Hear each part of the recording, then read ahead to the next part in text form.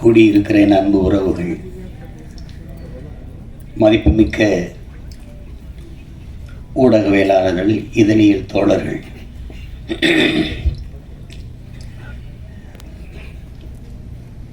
திரைப்படைப்பாளர்கள், கலைஞர்கள், தயாரிப்பாளர்கள்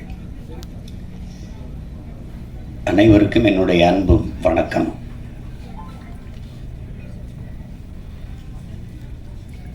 சல்லியர்கள் அதை படம் என்று சொல்வது அவ்வளவு பொருத்தமான சொல்லல்ல. அது படம் இல்லது, ஒரு வரலாற்று ஆவணம். அது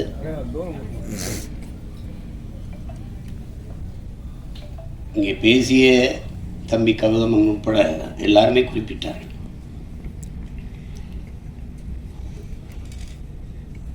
ஒரு வரலாற்றை மறந்துவிட்ட இனம் வாழாது. வேற இழந்த மரமும் வரலாற்றை மறந்த இனமும் வாழாது. தன்னின வரலாறு தெரியாத எந்த இனமும் எழுச்சி வர முடியாது. எங்கள் இனத்திற்கென்று வரலாறே கிடையாது. ஏன்னா வரலாற்றை படைப்பவனுக்கு வரலாற்றை எழுத நேரம் இருக்காது. இங்கே பிரச்சனையே கல்லணை பார்த்ததுல எங்கள் பாட்டை ஒருத்தன் கல்லணை கட்டி வச்சிருக்கா, சோழன் ஆண்டிருக்கா கரிகாலன்னு தெரியுது. பெருவுடையார் கோயில் இல்லைன்னா அதுவும் இல்லை. அருண்மொழி சோழன்னு ஒருத்தன் ஆண்டான், அவனுக்கு ஒரு மகன் இருந்தான் அரசேந்திர சோழன், உலகம் புறா படையெடுத்து போய் வென்றாங்க. அப்படிலாம் வரலாற்று பதிவு எங்களுக்கு இல்லை. இப்போதைக்கு இருக்கிற எங்கள் முன்னோர்கள் தீரன் சின்னமலைக்கோ மருதுபாண்டிக்கோ பூலித்தேவனுக்கோ வேலு நாச்சியாருக்கோ அவங்களுக்கும் ஒன்றும் இல்லை. பாட்டனார் அழகுமுத்துக்கோனை பற்றி பேசலாம்னு படித்தா 30 பக்கம் இருக்குது. அதில் கடைசி 3 பக்கம் தான் அவரை பற்றி செய்திருக்கு. எல்லாம் தமிழர் இன வரலாறு நீங்கள் இப்படி பார்த்தீங்கன்னா, முன்னோர்களுடைய இதை பார்த்துக்கிட்டே வரும்போது எதிரிகளால் வீழ்த்தப்பட்டதே கிடையாது. எல்லாம் உடன் பிறந்த ரத்த துரோகங்களை தான் தோக்கடிக்கப்பட்டது. கடைசி எங்கள் தலைவர் உட்பட எல்லாமே. நீங்கள் வேலுநாச்சியாரா அங்கே ஒரு துரோகம், மருதுபாண்டியாரா அங்கே ஒரு துரோகம், தீரன் சின்னமலையா கூட இருக்கிறவனே செஞ்ச துரோகம், பண்டார வன்னியானா அவனை என் சொந்த ரத்தக்காரனே எங்களுக்கு துரோகம் பண்ணி இப்படி தோத்ததான் எங்களுடைய இந்த படிப்பினை ஏன் தேவைப்படுது அப்படின்னா, அது கற்றறிவை விட பட்டறிவு மேலானதுங்க. அதனால தான் அது அண்ணல் அம்பேத்கர் வரலாற்றை படிக்காதவன் வரலாற்றை படைக்கவே முடியாதுங்கிறார். அது ஹோசிமின் வரலாற்றை மறந்து விட்ட இனம் சுடுகாட்டில் இறந்து கிடக்கிற பிணமிடாங்கிறார். அது ஒன்றும் பயன்படாதார். நமக்கு இலக்கிய சான்று தான் இருக்குது. பாண்டிய நெடுஞ்செழியனே மதுரை ஆண்டான் அப்படின்னா அங்கே ஒரு பெருமாட்டி கண்ணகி போய் கால் சிலம்பை உடைச்சு நீதியை நிலைநாட்டினான்னு இலக்கிய சான்று தான். வரலாற்று சான்று எங்கே இருக்கு? இல்லை. ஆனால் இதை தெளிந்து உணர்ந்த ஒரு மகன் இந்த இனத்தில் இருக்கிறாருன்னா அது என் உயிர் தலைவன் எங்கள் அண்ணன் மேதகு பிரபாகரன் அவர்கள். எல்லாவற்றையும் ஆவணப்படுத்தினார். அந்த ஆவணங்கள் பாதுகாப்பாக இல்லைங்கிறது வேறு. அது இறுதி போரில் பாதிக்கு மேலே சிதைஞ்சு அழிஞ்சு போச்சு. சில இது பாதுகாக்கப்பட்டிருக்கலாம். இப்போ நீங்கள் உங்களுக்கு ஒரு உதாரணம் சொல்கிறேன் பாருங்க. அனுராதபுரத்தை அடிக்கிறார், முடிவு பண்ணிட்டார். 21 போராளிகள் போகிறாங்க, கரும்புலி மறவர்கள். இதில் 3 பேர் படப்பதிவு, இது இந்த போரை பதிவு செய்கிறதுக்கு மட்டுமே 3 பேர் அனுப்புகிறார். உன் உடன் பயிற்சி எடுத்தவன், உடன் பிறந்தவன், இது ஒரே நோக்கத்துக்காக நிற்கிற ஒரு தாய் பிள்ளைகள் அவன் மூடி செத்துட்டா கூட அவனை போய் தூக்குறதுங்கிறதுலாம் வேலை இல்லை. அவன் சண்டை போடுறது நீ ஆவணப்படுத்தணும். அதுதான் அது. ஏன்னா கடந்த கால வரலாறு நமக்கு இல்லாதனால நிகழ்காலம் தெரியல. நிகழ்காலம் இல்லாதவனுக்கு எதிர்காலமே. கவிப்பேரரசு வைரமுத்து கூட சொல்றார், ஒருத்தன் நிகழ்காலத்தை குனிந்து பார்ப்பது எதிர்காலத்தில் நிமிர்ந்து நிற்கத்தான். அப்போ அந்த பதிவு இருக்கணும்னு அவர் நினைச்சாரு. அது ஒவ்வொன்றையும் ஆவணப்படுத்தினார். அவருக்கு ஒரு பேராவல் இருக்குது. பேராவல் பெரும் விருப்பம் தான் சொல்லணும். அது என்னென்னா, சிம்லஸ் லிஸ்ட்டு போல், ஒரு பிரேவ் ஹார்ட் போல், ஒரு 10 கமாண்ட்மெண்ட்ஸ் போல நம்முடைய விடுதலை போராட்ட வரலாறும் ஆவணப்படுத்தி படமாக வரணும், திரையில் ஒரு வந்துடணும்னு பெரிய ஆர்வப்பட்டார். அதுக்காக தான் அவர் ஆணிவேர் எடுத்தார், தயாரித்தாங்க. அதுக்கு பயிற்சி கொடுக்கறதுக்கு எங்கள் அப்பா பாரதி ராஜா, ஐயா மகேந்திரன் போன்றவர்களை அழைச்சிட்டு போனாங்க. எங்கள் பிள்ளைகளுக்கே நீங்கள் பயிற்சி கொடுங்க, அவங்களே எடுத்துக்கிடுவாங்க. அப்படி தான் அந்த மாதிரி செஞ்சார். அதில் தான் எல்லாளன் படமும் எடுக்கப்பட்டது. ஆனால் அவருக்கு ஒரு பெருங்கனவு இருந்தது, அது கெடுவாய்ப்பாக நிறைவேறலை, அதை எடுத்து ஆவணப்படுத்தணும்ட்டு. இப்போ தம்பி கூட சொன்னார், தலைவருடைய வரலாற்றை எடுக்கணும், பதிவு பண்ணணும், எடுக்கணும், உறுதியாக எடுக்கணும். அதில் இருக்கிற பிரச்சனை என்னென்னா, நான் மேடையில் இப்படி பதாகை வச்சுன்னு வச்சுருக்கல, எங்கள் அண்ணன் பதாகையை அது நேரலையில் போட மாட்டாங்க. அதுக்காக இந்த ஓரத்தில் கொஞ்சம் வைங்க, அந்த ஓரத்தில் வைங்க, பதிவு பண்ணுறவங்களுக்கு எந்த தொந்தரவும் இல்லாமல் இருக்கட்டும்னு தள்ளி வைப்போம். வலையொலியில் எங்கள் தலைவருக்கு வாழ்த்து அந்த பிறந்த நாளில் வர்றதை அப்படியே அது புகார் அளித்து நீக்கிடுவாங்க, அப்படி தடை பண்ணிவிட்டுருவோம். சுவரொட்டி ஒட்டினீங்கன்னா காவல்துறைக்கு வேலையே அதை கிழிக்கிறது தான். நான் கூட சொன்னேன், போலீஸ்லாம் என்ன பண்ணி கிழிச்சிங்கன்னா அந்த உங்கள் போஸ்டரை கிழிச்சோம்னு சொல்லணும்ல எதிர்காலத்தில், அதுக்கு தான் இந்த வேலையை செய்யுது. நாங்களே குறி சேர்த்த மாதிரி அங்கேயே காசு சேர்த்து ஒட்டுவோம், கிழிச்சு விட்ருவோம். ஏன்னா அதுக்கான அரசியல் சூழல் இல்லை. அதை முதல்ல உருவாக்கணும், அதுக்கப்புறம் இதை எடுக்கணும். அதுதான் நம்ம செய்ய வேண்டியது, அது செய்ய வேண்டியது. இங்கே எப்படி இருக்குன்னா, இந்த ஆவணப்படுத்துதல் இப்போ அந்த வேலையை தான் இந்த படம் செய்யுது, இந்த சல்லியர்கள் படம் அது செய்யுது. நம்ம நபிகள் நாயகம் சொல்கிறாங்க பாருங்க, அநீதியை கண்டு அச்சம் கொள்ளாமல் துணிஞ்சு நிற்பவன் எவனோ அவனே உண்மையான ஜிகாத்துங்கிறாங்க. அந்த மொழியில், நபிகளின் மொழியில் சேவரசரர் உலகத்தில் எங்கெங்கே அநியாயம் நடக்குதோ, அக்கிரமம் நடக்குதோ, அதை கண்டு உன்னால் பொறுத்து கொள்ள முடியாமல் நீ கோவப்படுவாயானால் நீனும் என் தோழனேங்கிறார். அவர் வழியில் எங்கால என்ன சொல்ற, பண்ண பழகடா பச்சை படுகொலை பைந்தமிழினத்திற்கு உயிரடா விடுதலைங்கிறார்.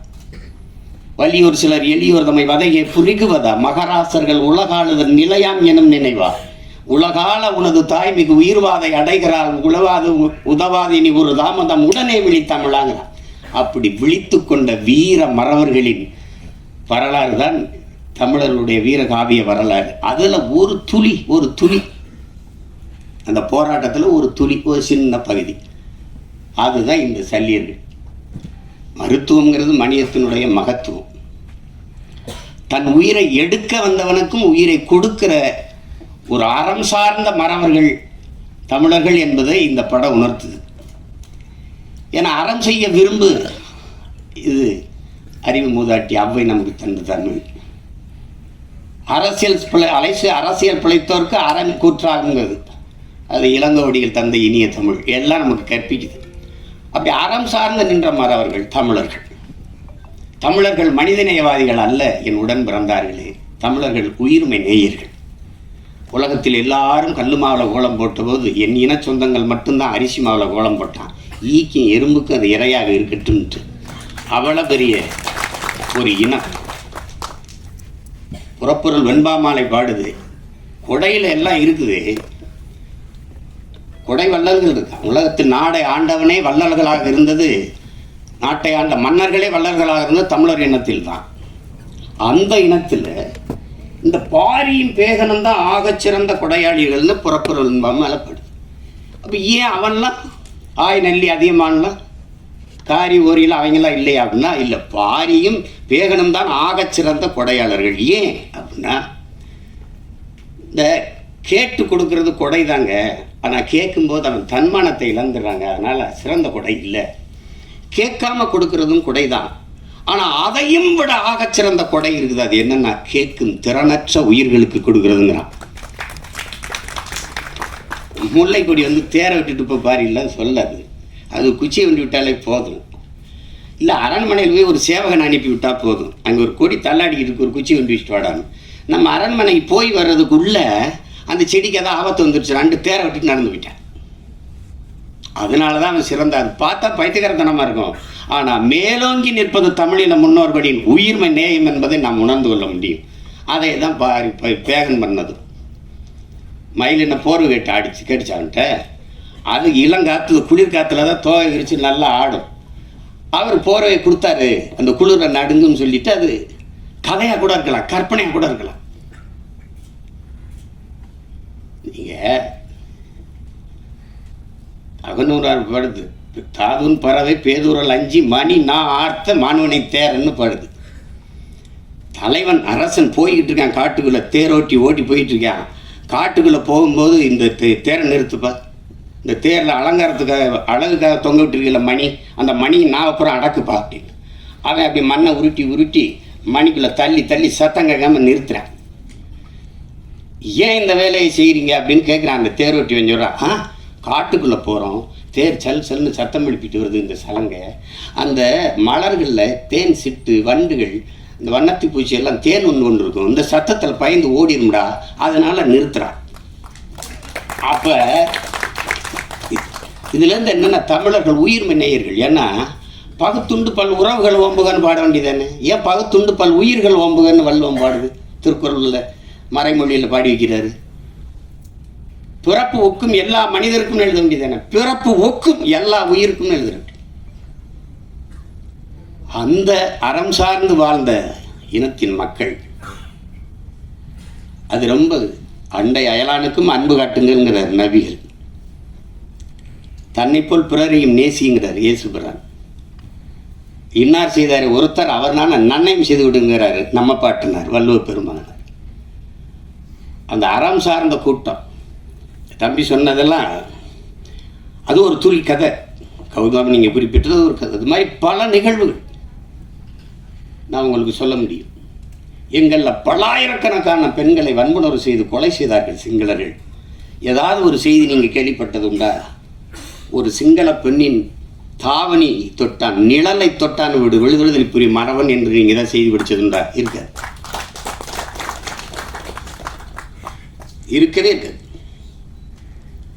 செஞ்சோலையில் அவள் விண்ணூர்தியிலேருந்து குண்டை வீசி 61 குழந்தைகளை கொண்டு விட்டான். நம்மகிட்டே விண்ணூர்தி இருக்கு, பறந்து போய் அவன் பள்ளிக்கூடத்தில் போட்டிருக்கலாம், செய்ய மாட்டார், செய்யலை. கட்டுநாயக்கா விமானப்பட தளத்தை தகர்க்கிறார். ஏன் பொது விமானத்தளத்தில் குண்டு போட அவருக்கு எவ்வளோ நேரம் ஆயிருக்கும்? போடல, செய்ய மாட்டார். ஏன்னா அறம் சார்ந்து வாழ்ந்து நின்ற மறவன் பிரபாகரன் என்றது. அவர் தெளிவாக இருந்தால் என்னுடைய எதிரிகள் சிங்கள மக்கள் அல்ல, என் இனத்தை கொன்று குவிக்கிற சிங்கள இராணுவம் தான். அதை தெளிவாக இருந்தார். இந்த படம் பிரம்மாண்டமாக எடுக்கப்பட்டிருக்கலாம்னா எடுக்கப்பட்டிருக்கலாம். ஆனால் இந்த உணர்வை சிதைக்காமல் கடத்திட்டாங்க. அதில் பிரம்மாண்டம் தேவைப்படல, ஒன்றும் தேவைப்படல. இப்படி ஒரு படத்தை தயாரிக்கணும்னு நினச்ச முதல்ல படம் போட்ட ராவணன், அவர் இன்னொருத்தர் சொல்கிறார், அவர் நேசமணி ராஜேந்திரன், தம்பி கரிகாலன், அப்புறம் என் தம்பி கருணாசு. அது ஒரு முன்னோட்டத்தை காட்டினேன். அப்போவே சொன்னேன், நல்லா வந்திருக்கேன்னு. கிட்டு என்னுடைய தம்பி, எங்களோட எங்கள் இயக்கத்தில் இருக்கிறவன் நல்ல பிள்ளை, படைப்பாளி. அவனுக்கு ஒரு ஆற்றல் இருக்குது. அது எழுத்தாற்றல், படைப்பாற்றல் எல்லாம் இருக்குது. படத்தில் உரையாடல்கள் அவ்வளோ நேர்த்தியாக இருக்கும். காட்சி அமைப்புகளில் எதுவும் பொய் சொல்லிட முடியாது. ஏன்னா வரலாற்று இலக்கியம் பொய் பேசும், புராணங்கள் பொய் பேசும். உருகி சுகம்பரா மார்பை திரிகி எரிந்தால் தீ இட்டால்னு சிலப்பதிகாரம் பாடுது. நான் போய் எங்கள் வாத்தியார்கிட்ட கேட்டேன், இப்போ வேறு மதுரையா? அப்போ மதுரை எரிஞ்சு போய் புதுசாகிற மதுரை வந்துச்சா அப்படின்னு கேட்டேன். அவர் அப்படி இல்லைடா இருக்கா, அப்படி இல்லைடா, அவளுடைய இதை அந்த துன்பத்தை நினைச்சு மதுரை அந்த மண்ணில் வாழ்ந்த மக்கள் வயிறு எரிந்தார்கள், நெஞ்சு எரிந்தார்கள், அதுதானே அது பற்றி எரிந்தது மதுரைன்னு வருது. அப்படிதான் எழுதுறது, தீ பிடிச்சி எரிஞ்சிடலடா அப்படின்றது. அது சொல்லும், சுவைபட சொல்வதற்கு சொல்லும். ஆனால் வரலாறு எப்பவும் போய் பேசாது, பேசக்கூடாது. அது மாதிரி இது காட்சி கற்பனையில் செஞ்சது இல்லை. போர்க்களத்தில் உங்களுக்கு தெரியாத இறுதி பொருளெல்லாம் எங்களுக்கு மருத்துவமனையில் தான் முதல்ல கொண்டு போட்டாங்க. பள்ளிக்கூடங்களில் தகர்த்தான், ஊடகங்களெல்லாம் தகர்த்தான். கர்ப்பிணி பெண்கள், வயது முதிர்ந்தவர்கள், பச்சிலம் குழந்தைகள் மீது குண்டு வீசக்கூடாது. அவன் அதையே குறி வச்சு செஞ்சான். ஆனால் அதில் எந்த இடத்துலையும் எங்கள் தலைவர் தடம் பிறண்டோ உணர்ச்சி வயப்பட்டோ கோவப்பட்டோ செஞ்சில்லார். அவன் செஞ்சான். கடைசியாக மரத்து நிழலில் ஒரு வேட்டியை கட்டிக்கிட்டு அதில் நீங்கள் நம்ம வந்து அனஸ்தீசியா மயக்க மருந்து கொடுத்து இந்த கால் காயம் பட்டுருச்சுன்னா நீக்குவோம், கட்டுப்பு கைப்பட்டுச்சு ஒன்றுமே இருக்காது. அந்த சிதைந்த காலை அது சரி பண்ணால் அப்படி அந்த காயத்தோடு அந்த வலியோடு தான். அவ்வளவு ஈகம் செஞ்சு போராடிய மக்கள் நாம். அதை வந்து மறைக்கப்படுதுன்னா எவ்வளோ கஷ்டமாக இருக்குன்னு பாருங்கள். நீங்கள் ஒரே வார்த்தையில் எங்களை பிரிவினைவாதிகள், தீவிரவாதிகள், செப்பரேட்டிஸ்ட்டு, டெரரிஸ்ட்டுன்னா கடும் கோபம். அங்கே தான் நமக்கு இப்போ வெறுப்பும் கோபமாக வர்றது காரணம் அதுதான். உனக்கு என்ன தெரியும், வரலாறு தெரியாமல் பொழைக்க போன இடத்துல பிரபாகரன் நாடு கட்டிக்கிட்டு இருக்காங்க. டேய், ஏன் பூமி அது பொழைக்க வந்தவன்ட்ட நாங்கள் பறி கொடுத்துட்டோங்கிறதான் வரலாறு.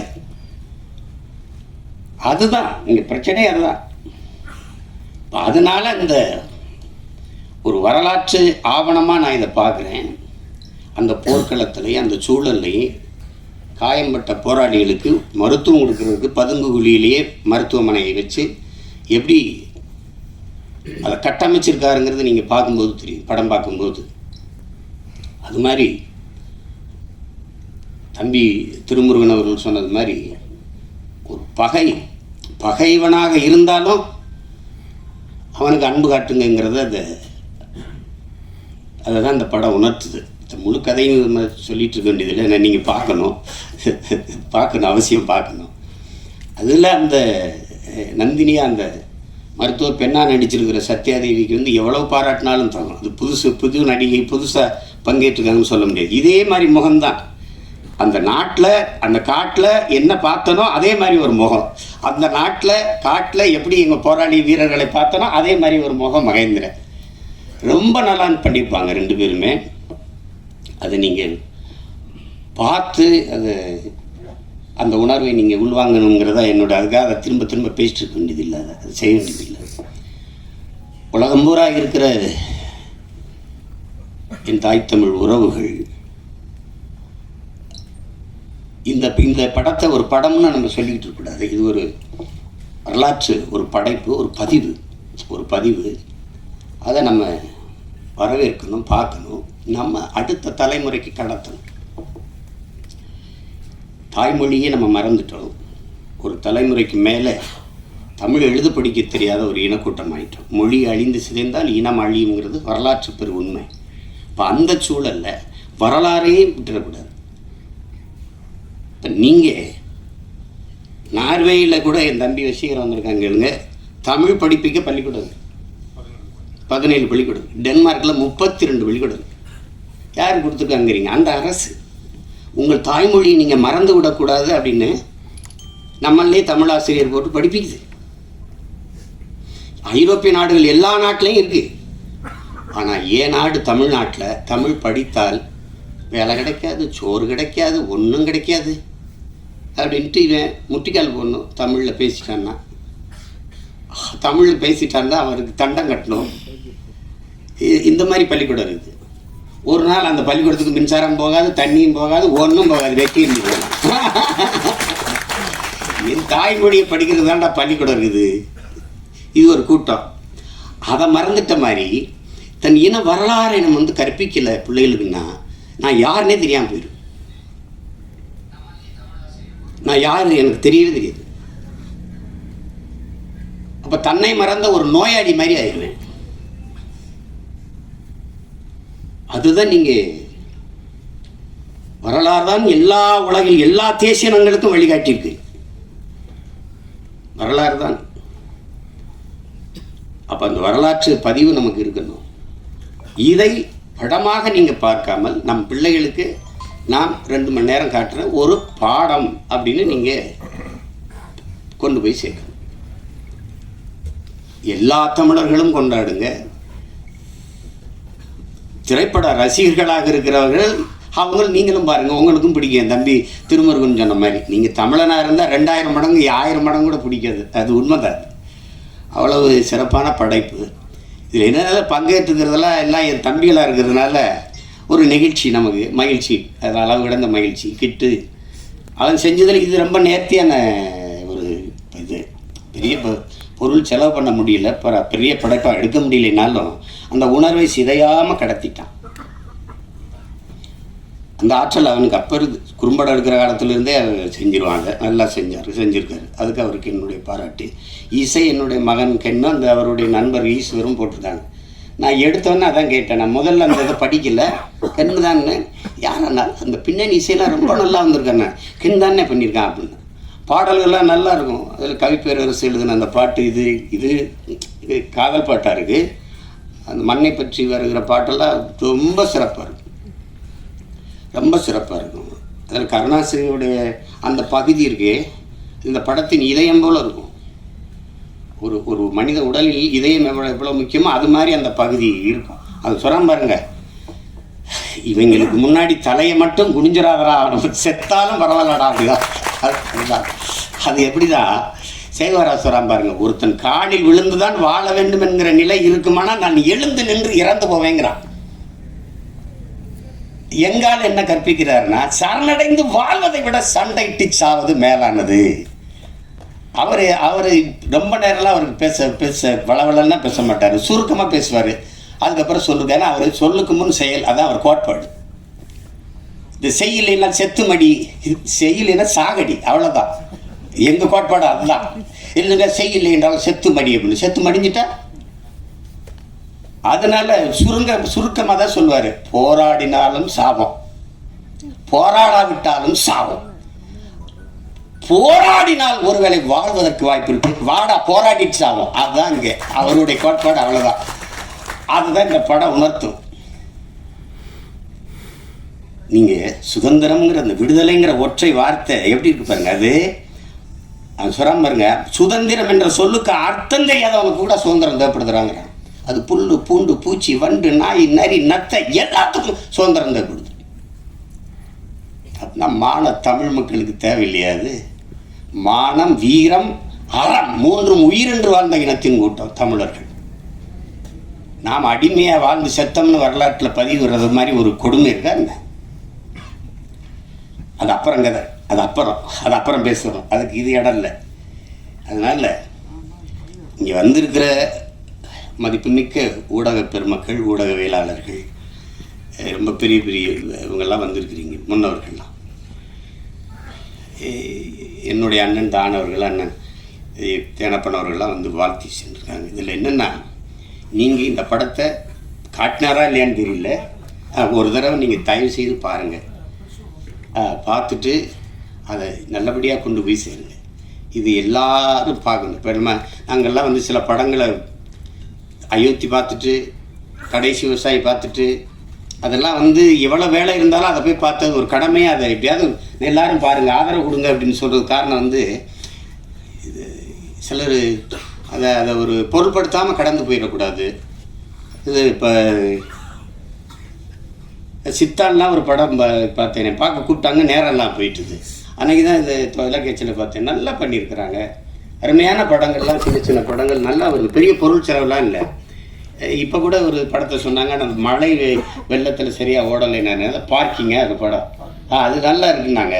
அப்போ அந்த படத்தை பார்க்கணுன்னு நீங்கன்னா, நாங்கள் வீட்டை விட்டு வெளியில் வர முடியல, 4 நாள் தண்ணிக்குள்ள நடக்கிறோம், அப்புறம் வீட்டு படம் பார்க்குறது. எங்கள் படமே பெரிய படமாகி போயிடுச்சு, அதனால் அது கடினமாகிடுச்சு. அந்த மாதிரி போயிடக்கூடாது, கடந்து போயிடக்கூடாது. சண்டியர்கள்னு ஏதோ ஒரு இது என்ன இப்படி இருக்குது, இப்படி இந்த இதெல்லாம் யாருப்பா அந்த நடிகர்கள்லாம் நினச்சி நீங்கள் இதை தவிர்த்து விட்டு போயிடக்கூடாது மக்கள். அதனால் அவங்க கவனத்தை இழுத்து இதுக்கு ஆதரவு விடுங்கன்னு சொல்ல வைக்கணும். அதுதான் இதில் முக்கியம். அது உலகம் முழுமைக்கு இருக்கிற என் தமிழ் சொந்தங்கள் வந்து இதை உறுதியாக ஆதரித்து பெரிய அளவிற்கு கொண்டு போய் சேர்ப்பார்கள் என்று நான் நம்புகிறேன். அதுக்காக என் நம்பி வசீகரன் சொன்ன மாதிரி, இங்கே இருக்கிறவங்களாம் சொன்ன மாதிரி, நானும் அதுக்கு முழு ஒத்துழைப்பையும் கொடுத்து உதவுவேன். தான் அந்த இது வந்து போய் சேர்க்கும். எங்கள் பிள்ளைகளுக்கு தெரியும். இப்போ என் மகனுக்கு தெரியணும்ல, பெரிய பண்ணா யார், நான் மட்டும் மாவீரன் பிரபாகரன் பேரை வச்சுட்டா மட்டும் போதாதில்ல, அவனுக்கு தெரியணும்ல. அது என் தங்கச்சி வந்து ஆஸ்திரேலியாவிலேருந்து வந்துச்சு, அது வெள்ளைக்கார பொண்ணு, எங்கள் தம்பியை கல்யாணம் பண்ணிடுச்சு, ஈழத்து தம்பியை. அது வந்து பேசுகிறது, அண்ணா பையனுக்கு என்னென்ன பேருன்னா மாவீரன் பிரபாகரன், அண்ணா இமிகிரேஷன் என்னவே விட மாட்டேங்கிறான், அவனை கிட்ட விட போகிறான். இமிகிரேஷனில் சிக்கணும், அவ்வளோதான். ஒன்றும் பண்ண முடியாது.